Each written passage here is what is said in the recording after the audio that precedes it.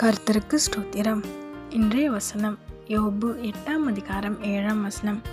உம்முடைய துவக்கம் அற்பமாயிருந்தாலும் உம்முடைய முடிவு சம்பூர்ணமாயிருக்கும். யோபு 8:7. உம்முடைய துவக்கம் அற்பமாயிருந்தாலும் உம்முடைய முடிவு சம்பூர்ணமாயிருக்கும்.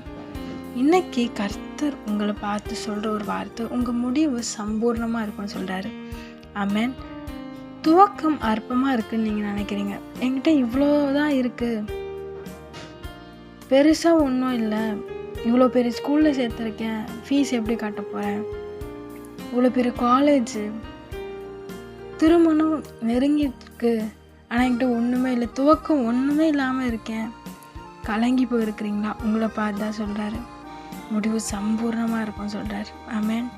அநேக காரியங்கள் குறித்து கலங்கி போயிருக்கிறீங்களே, என்ன நடக்கும், எப்படி ஆகும், இப்படி ஆரம்பிச்சிருக்கிறோமே, என்னென்னமோ நினைக்கிறீங்க. கர்த்தர் உங்களை பார்த்து சொல்கிறாரு, முடிவு சம்பூர்ணமாக இருக்கும்.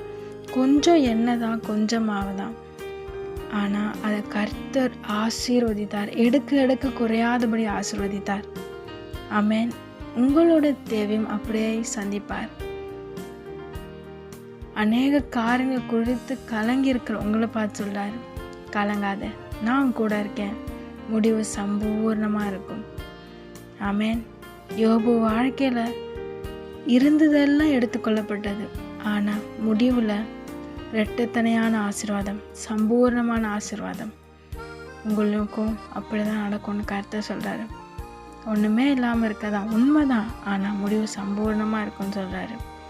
விசுவாசிங்க, கலங்காதீங்க. கர்த்தர் உங்களோடு இருந்து பெரிய காரியங்களை செய்து ஆசீர்வதிப்பார். ஆமென்.